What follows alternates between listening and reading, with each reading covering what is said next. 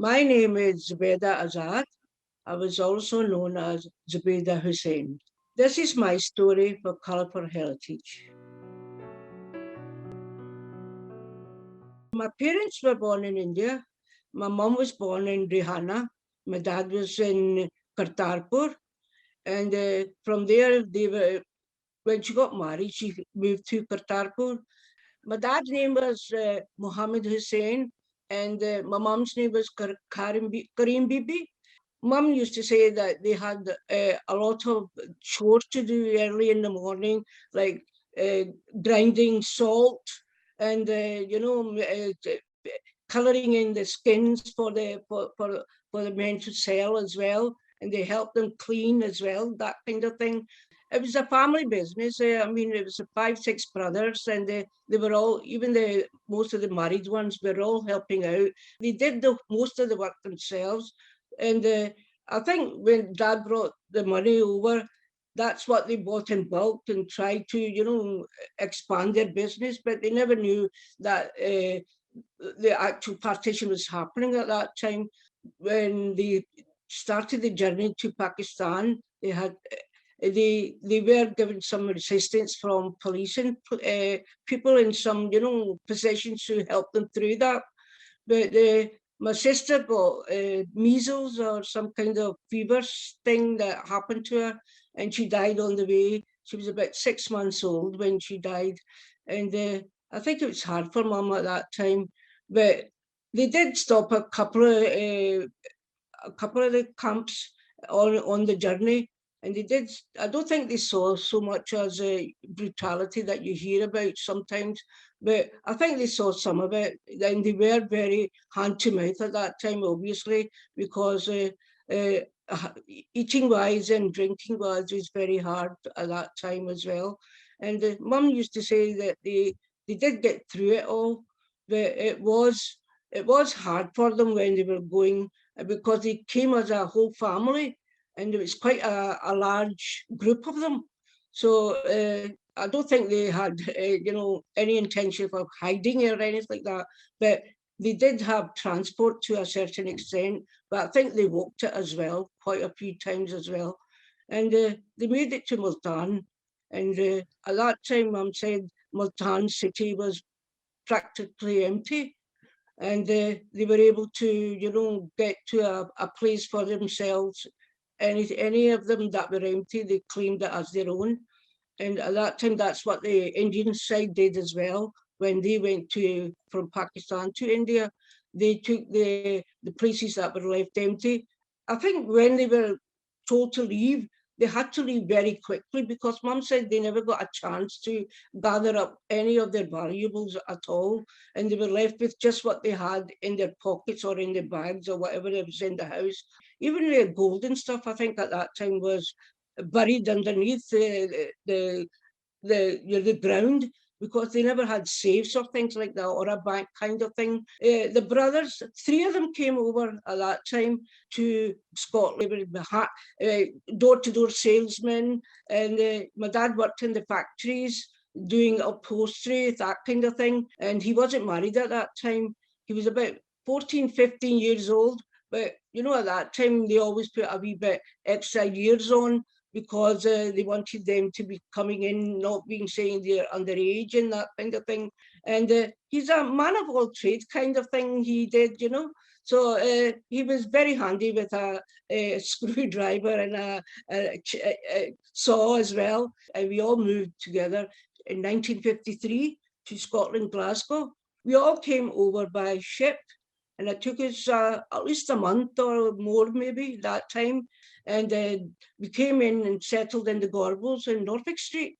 We were all kind of living in one big house, and we all had I think it was just a bedroom each in that big house, and the toilet was on the landing, so everybody was using that.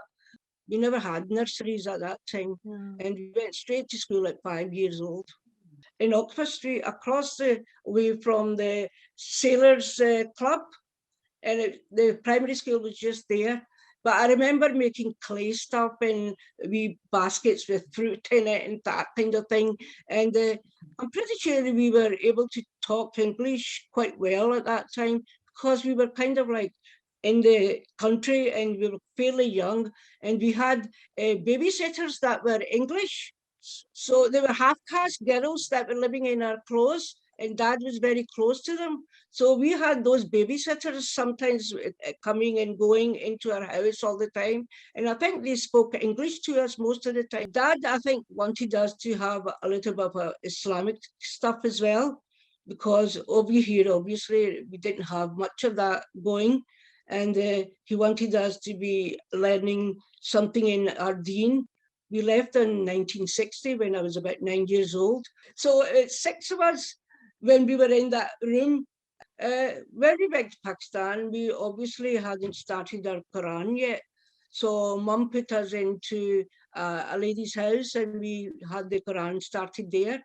Mum had us hired a tutor for us because obviously reading and writing in Urdu, and we didn't know much of that. So we had him for about maybe a year or so before we were put into class 3.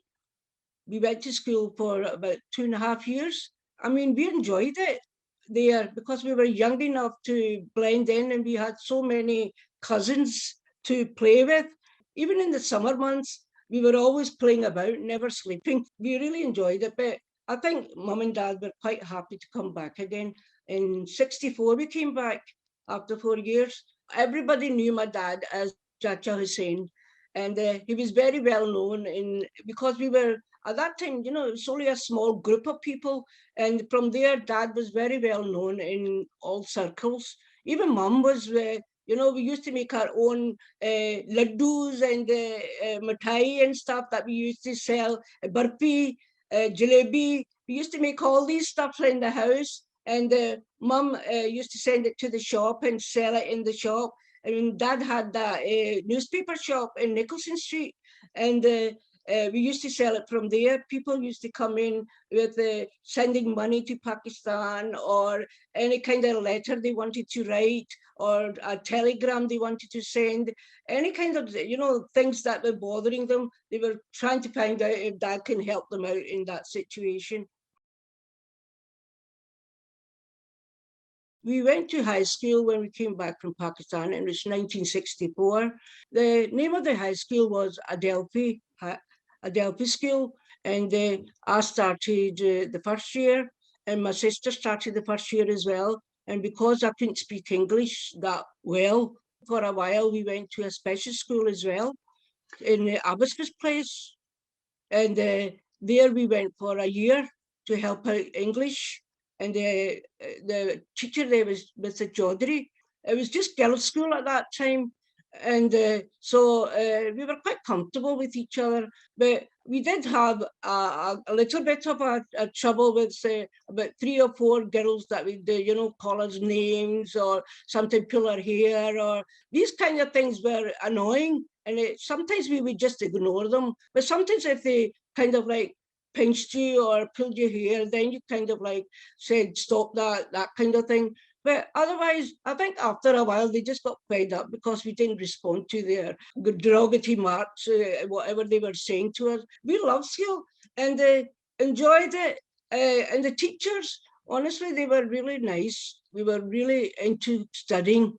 We liked doing all the homework we got, and I think dad helped out as much as possible. We were doing very well in most subjects. I think the only one I found hard was English, because sometimes writing, essays or writing a full story or something, 1,000 words or something like that, sometimes you find that hard to complete. When we passed the exams, she was just 1 mark behind me, and I got the Dux Prize. I didn't even know what that was at that time. And they told me I got the highest marks in the school.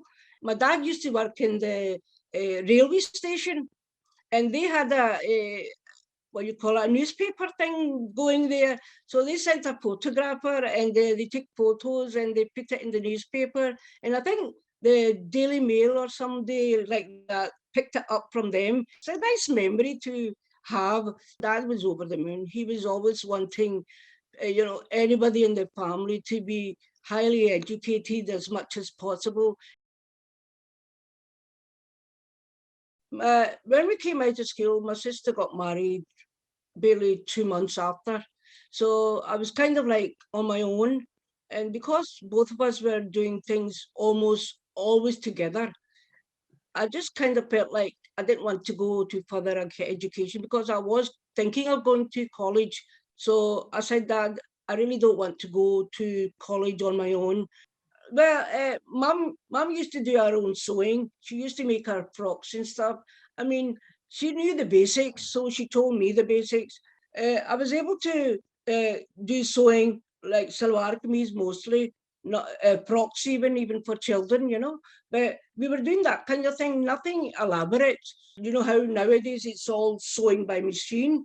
We used to do it by hand. Used to have a big hole in my third finger with all the tarpai we used to do, you know, the hemming we used to do. It took us a long time. And I think we only charged about, what, 5 shillings a go at that time.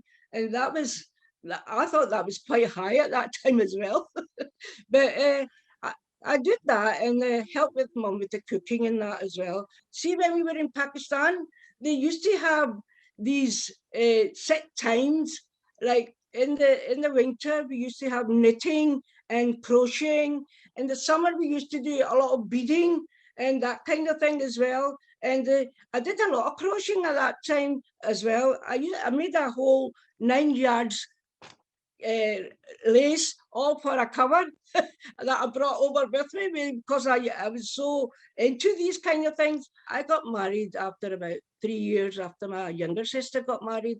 And I used all these skills when my children were born. I used to make them cardigans, sew their clothing, especially when they're smaller. Obviously, you buy them ready made, but you could never get ones that fit them at that time. You never used to get, small baby sizes. I did make smaller clothing. The children were put into nursery, and most of the time was just collecting them, bringing them back, and making sure they did their homework and helped out whenever they needed in the way of education wise, as much as I could.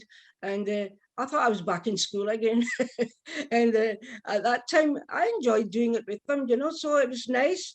My neighbor, I knew her from just saying hello to, and that kind of thing, because I was too busy with my own life to be visiting and things like that. I don't think we had much in the way of friends, but family used to come and go all the time. So I just kind of like stopped her one day and I says, Shanaz, where do you go every day? You've always got this bag on you. But she said, I go to sewing classes. Oh, says, oh, hooray, I do sewing.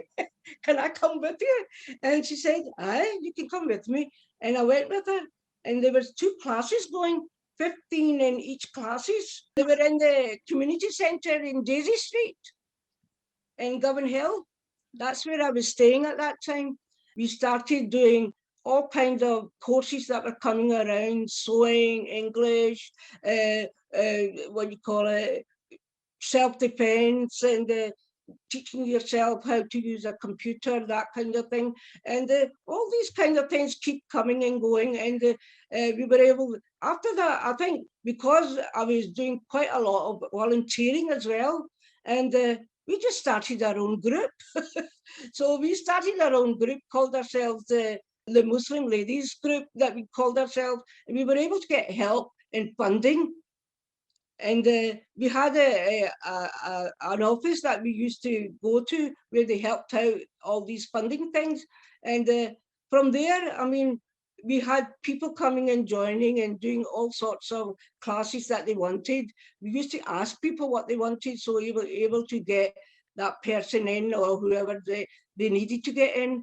And that way, I think we were at it for nearly 2, 3 years, 4 years maybe. And then somebody that a friend of mine said, see all this volunteering you do, you can get paid for it. I says, well, I don't think so because I have nothing in the way of paper, like qualification wise. I did my standard grade, but that's about all I have. He said, you don't need to be having paper because they're wanting experienced people. And she sent me an application and I found that it was an interpreter.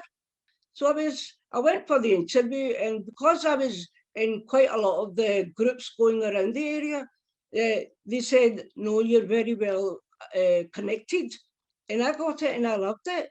I used to be able to take people who needed to go to the hospital, the doctors, or even the schools, because they couldn't speak English. They had to take their children out of school. And that way they didn't have to take them out of school. I was able to take them there and explain what was wrong. So I was able to explain to the doctor or the hospital, and they were able to get the right medicine as well. Because sometimes if they're not saying the right things to the doctors, obviously they got the wrong medicine. And at that time, there was a what do you call it, a job application put out for people to come into mental health. And but they must have liked me in my interview or whatever. And they asked me to come back and they said, would you like to be a sessional? I said, what's a sessional? I didn't know what a sessional was. I says, well, I'll have to ask the husband to see if it's okay to carry on with my work. So he said, it's fine as long as you're there for the children when they're coming and going. You're fine if that's how you want it. And from there, I started 96 with the mental health unit. And at first, it was just a couple of hours here and there. Most times, it was about 5 hours or 6 hours, that kind of. Then slowly but surely, it built up. And for a while, I was sessional, and I used to do one-to-one with most people. And then I think after a while, some people left, so they had to have people in the group area. So I was doing some groups as well after that. And after about maybe I was in work for about 10 years, they gave me a contract. So I got a contract in 2011, and I had grandchildren by then as well. So I was able to, buy them things that I wasn't able to get for my own children. And it was good. I enjoyed it. And like I said, mental health, you had all these courses and things that they let you go, anger management, mental health, adult protection, that kind of thing. You did all these kind of things. And I really enjoyed doing all of them. And at the end, the boss I had was really good. Well, I consider myself British Muslim because I've been in this country and I've loved it. I'm really glad Dad settled in Glasgow because I even went to Edinburgh, what you call it, London for a wee while, visiting. I don't think I liked it. The people were not as welcoming as they are here. Because at that time we had my grandchildren were in pushchairs. Here, people just get up and give you space. Over there, they just ignore you until you ask them, please, could you move yourself a wee bit and so I can get the pram in? I'm just glad that we settled in this side of the way. We're hardworking people and we've got shops and big cash carries and things like that going around all over there. And most of us are into nursing, doctoring, and buses. A lot of people didn't want to do the buses, and our people took it over at that time because a lot of the Scottish people didn't want to do that. But at the end of the day, I think we're intermingling quite well with each other, and we're getting them to take curries more than they are with their own, own things. And we've got restaurants every here, there, and everywhere. And everybody's into some kind of curry, even if it's just a tepid one. Children nowadays seem to going towards westernized rather than their own culture themselves. If the father's into that kind of thing, obviously he will help out. But I think it falls onto the mother to see that they have an education in the way of the Quran and the Deen and the namazis that you have to do. Mum was a practicing Muslim, and she taught us to say our prayers from age 7. So we were reading our prayers as much as we could. Obviously, we were very young and we're learning all the duas and all the surta and all these kind of things. And Mum used to take us to Jumas as well. We had to have them in another person's house. I think nowadays a lot of people are forgetting where they're coming from. They should remember their roots and respect the elders, because a lot of the elders are kind of like left out on things nowadays. A lot of people are going to work and they're left to their own devices, the elders are. And I think you should look out for them and see that they're looking out for each other, and that they've got what they need, that they're not just kind of like left in a corner and forgotten about. Education is the best thing that you can take with you, and it gives you a you know something to there. It's there for you to use, because you're not doing menial jobs that you're not getting paid enough for, and you've got something that you can do better with yourself, for your family, or your children. And at the end of the day, independence to a certain extent is good, but it's good to rely on your husband, your family, friends, and that kind of thing. Don't forget, at the end of the day, family is always there for you.